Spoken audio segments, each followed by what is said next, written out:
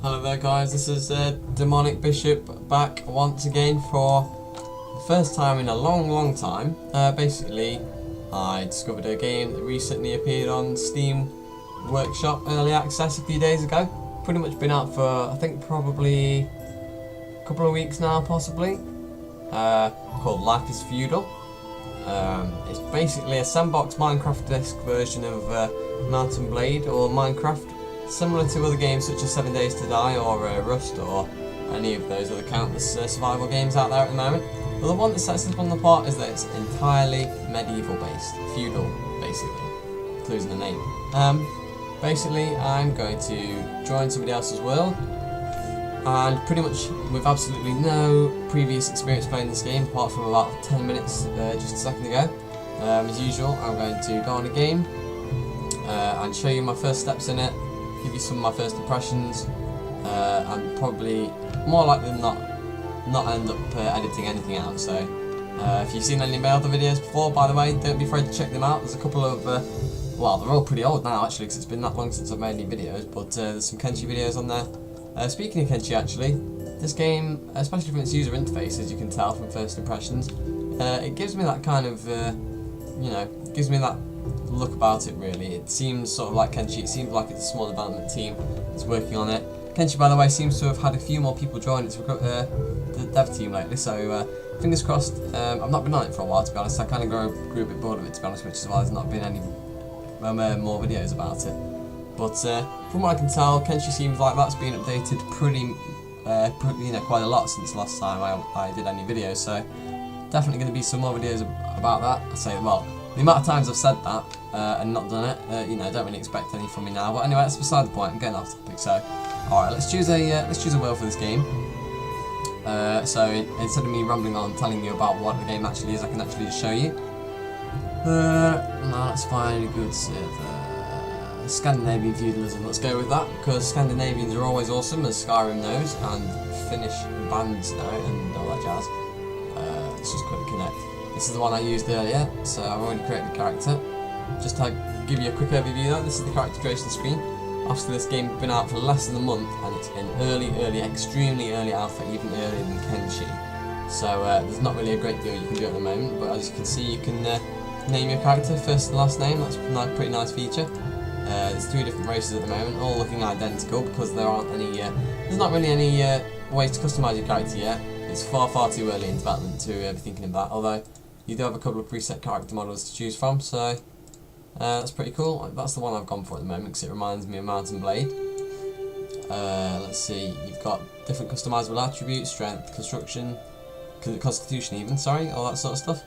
And obviously if you excel in one, then it makes you degrade in others, which is quite nice. There's the same for crafting and combat skills. Skills, actually, by the way, that's a good topic. This game, believe it or not, has 65 full skills. Yes, I know, you heard that right, exclamation mark. There's a lot of skills in this game. I'm just going to click play with my previously created character. So yeah, as you can tell from that epic looking screenshot there, the hopes that the developers have for this game are massive. And I'm going to be calling them developers because I have absolutely no clue what the dev team is called for this game. I've not really looked into it all that much. But yeah, the game does look like a lot of fun. As you can see, they're made using the Talk 3D engine. It's on the DirectX 9, which is not really that impressive, but you know, it is early days. And to be honest, like I said, the Mount & Blade comparisons are very prevalent, especially at the moment within the community that this game's formed for itself so far.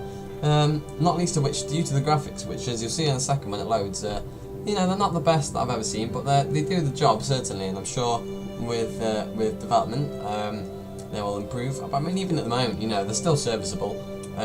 Mount & Blade proved to be one of my favourite games ever when I played that, and you know, the graphics on that looked dated when it came out a few years ago, so graphics aren't really the issue here. Obviously we all know graphics don't make a good game, it's the gameplay that counts. And as far as the gameplay actually goes, what with the strange control system and user interface they have implemented at the moment, it does remind me of other early access games such as Kenshi and Stomping Land with strange, I don't know what it is about early access, but everyone seems to have some sort of likening for extremely tiny text, you know, really small fonts and stuff to make it hard to play. But Anyway, here we go. So as you can see, I'm just on cursor mode at the moment. Here you've got a tiny little ragdoll thing where I'm told when you go into combat mode and you sustain damage, you can get hit on different various body parts. Similar to Kenshi, not quite as in depth as that, as you may see from some of my other videos. Various other things as well. But one of the main features that the developers have posted quite a lot about on the Steam store page and on various trailers and things is that the game has dual health bars. Quite what the specific details of that will mean for the game, I'm not too sure yet, but sounds quite good. So anyway, yeah, as you can tell, I don't really know a great deal about the game just yet. If you're watching this, I assume you probably don't either, so it's going to be a nice learning experience for both of us, just as always. So yeah, here we go. There's some nice spritey dandelions there. It seems to be quite dark and quite misty at the moment. Now, if you stay in first-person mode like this, then obviously, what game do you think this reminds you of? Well, let's talk about Elder Scrolls Oblivion. But obviously, if you can also press the C button, you can go to third person. And here we go. It's pretty much the identical pretty much identical camera mode from Mount & Blade. Obviously, you've got shift to sprint as usual for games like this. And yeah, here you go. Here's your first look at the game. Like I said, it looks a lot like Minecraft, a lot like 7 Days to Die, a lot like Stomping Land and all those other similar games to this. And there's a nice, lovely, ridiculously bright sunset there that just seemingly disappeared at random. Oh look, there's another player, let's go see what he's doing. Whee! Hello there, you don't know you're on YouTube, do you? Let's see what we can do with you. Now, Ragnar Granat, I believe, is probably the guy that killed me last time. So I'm just going to right click him and see what the options are. Now we can either look at him. If you go on your main menu with the right mouse button at the moment, the control scheme is going to be calibratable, but you can't really do that at the moment because it glitches the game because it's ridiculously early alpha. But you've got several options. It's context sensitive, and his buddy seems to be here again to try and kill me again like last time. Yep, what a twat. I'm just going the other way because I have no idea how to actually attack people just yet. Although the combat system in this game, it is purported to be pretty immense once it gets going. I can't really be bothered going to the specifics at the moment. I'm just trying to defend my sorry ass from... Oh look, the wolf's attacking it. Hahaha, twat. That deserves you, right? Yeah, time to die, you noob. Oh, there's an elk as well. Jesus, it's like feeding time at the petting zoo right here. And he just stops mid-run to try and eat some grass. Well, that's a brilliant idea. Oh, what's this over here? It looks like we've got a log and some tree stumps. Please don't be fucking following me now. Yes, you are. What the hell is that guy doing? Where is he? Apologies, by the way, for the extremely laggy frame rate at the moment. I've done my best to try and make the settings as fluid as possible with it still looking pretty, but you know, I shouldn't really have to explain this to you anymore. You know the deal by now. It's early access. It doesn't run as well as it's going to when it's finished. I just hope that they actually do manage to finish this game because it looks like it's got a hell of a lot of potential. It looks like it's going to be really, really fun. The reason I didn't do a video about Stomping Land actually, which was a game that I was probably just about, if not more excited than this game to play, but first was basically I had about half an hour's worth of gameplay into it and came back a week later to play it again and pretty much realised that the developers had given up on updating the game before they'd even began, so that was quite disappointing. Hopefully that fate won't befall this game because it does look like it's going to be awesome. It's basically looks like a, like I said before, a medieval warband version of Minecraft, which is going to be uber realistic with a lot of realistic combat and damage systems similar to Kenshi. So if you can imagine it as Mount & Blade mixed with Kenshi, probably two of my favourite games on Steam, then like I say, that's probably the reason I got drawn into this game. It looks like it's going to be fucking epic.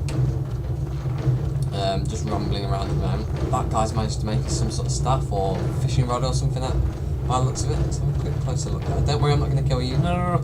There we go. Now that guy looks quite experienced. He looks like he's been able to make some pretty good tools there. And what's his name? Halting. Nice. Let's see if he's willing to talk to me here. I'm going to press the tab button to go into the cursor mode. Click to start talking. Hey there, buddy. You are now famous. this, haha. You are on my minuscule YouTube channel. Fancy helping me learn the ropes. See what he says, if anything. Oh, look, there's another guy walking around in pants, that's reassuring. One of the main features about this game is, I don't know if you'll be able to tell at the moment, but probably the closest at the moment to 7 Days to Die is the fact that every single section of this world is terraformable. Now I know there's millions of other games that have got this as a selling point, post-Minecraft world, you know, the post-Minecraft era, such as Forage, I think its name is, and you know, millions of other games. But yeah, it looks like it's going to be pretty good. Like at the moment, it's most similar to 7 Days to Die because the progression is extremely slow at the moment, and by that I mean it probably takes like an hour just to flatten a bit of hill down. But that's the sort of thing that this game's going for. It's going for an uber realistic representation of medieval life. I'm just going to do something here to get it looking quite interesting. So I'm going to get a sprout from this tree. You can interact with pretty much anything in the world. Obviously that's going to be expanded upon even more the more this game's developed as well, which is nice. Nice feature. So I've received a birch tree sprout, which is quite awesome. We click on the inventory, we've got a nice little inventory logo sort of graphic here, which is nice. One of the other major features about this as well is the user interface, where if you press F10, everything in the user interface can be fully customised, which is a nice feature. It's, you know, nice and good. So I'm going to move my little paper doll up there. I'm going to move my alignment meter up there. Now this game will have a good and bad system in the full game, criminality and all that jazz. So it's going to be, like I say, it's a bit difficult to show you everything this game really is going to have to offer at the moment because so little of it's been implemented. But hopefully, if I do end up making this into a series, with a bit of luck, you'll follow me, follow my videos, possibly subscribe, and we'll see where this road takes us. Targets, who knows where I'm going to put all this because I don't really need to use most of it at the moment. Targets and combos can go down there because I doubt they've been implemented.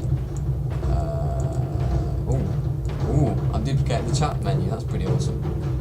Apart from I don't want more than one at the moment. I can't do it. Let's just leave that where it is. Inventory staying where it is. Hotbar can move down a bit, so that looks a bit dodgy. Ooh, I can have a huge health bar, that sounds pretty cool, and stamina as well. Right. Okay, that looks about good for now. I'll move the effects down there as well so I can see that because I've got my interface on for the recording of the video.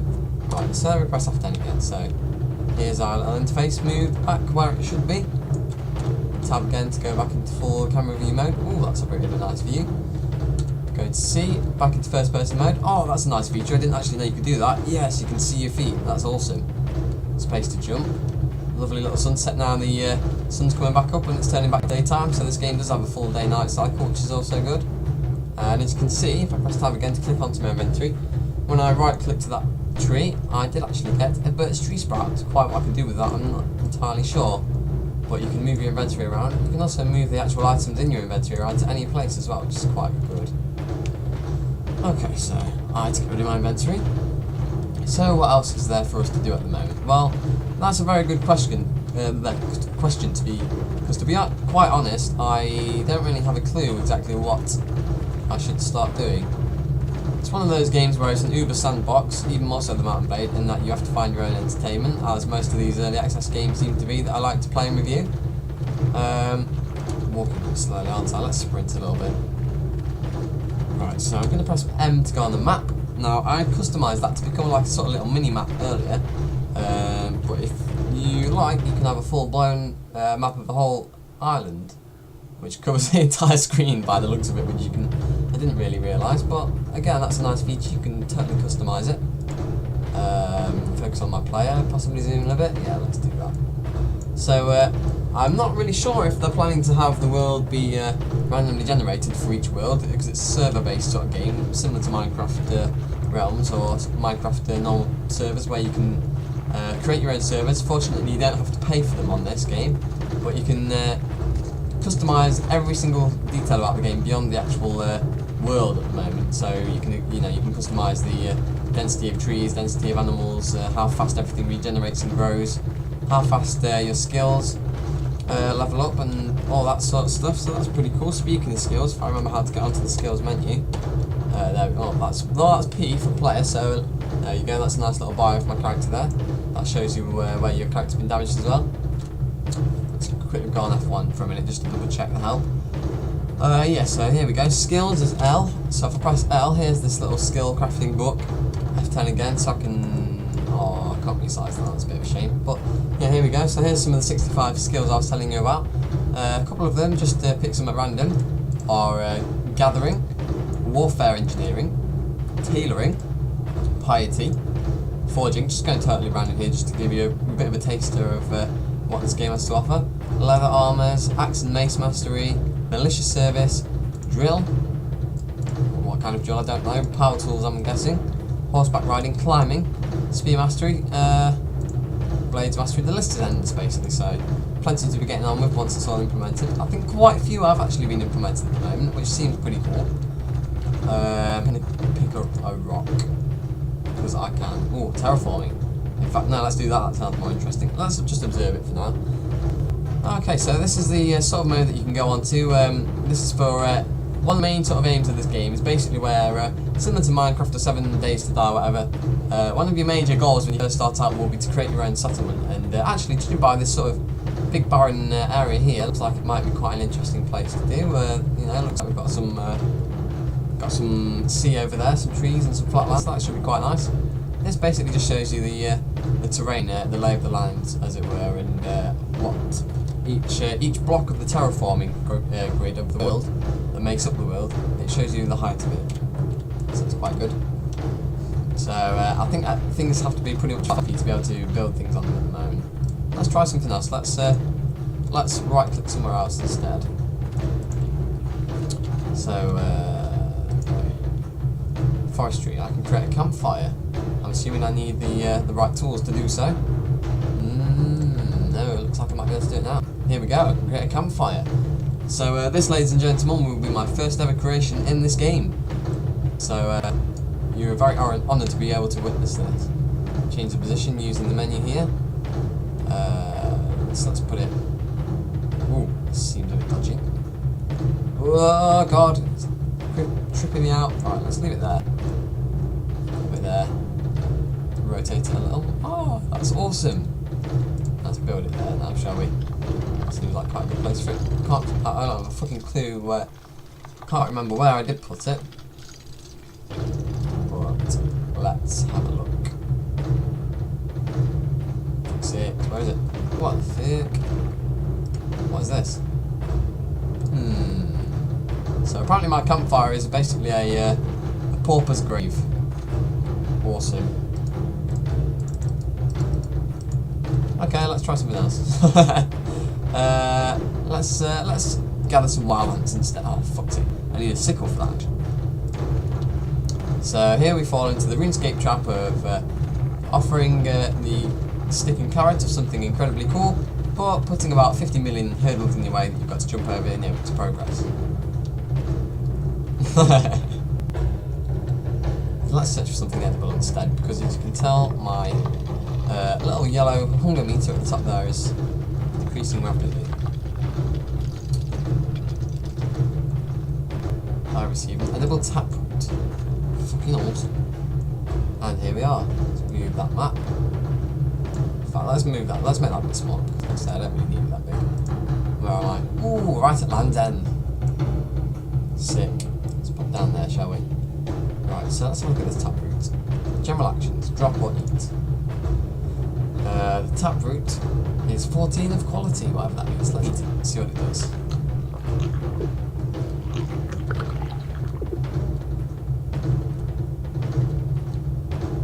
That's got my health back up, so that's quite a good, that's quite a nice little thing.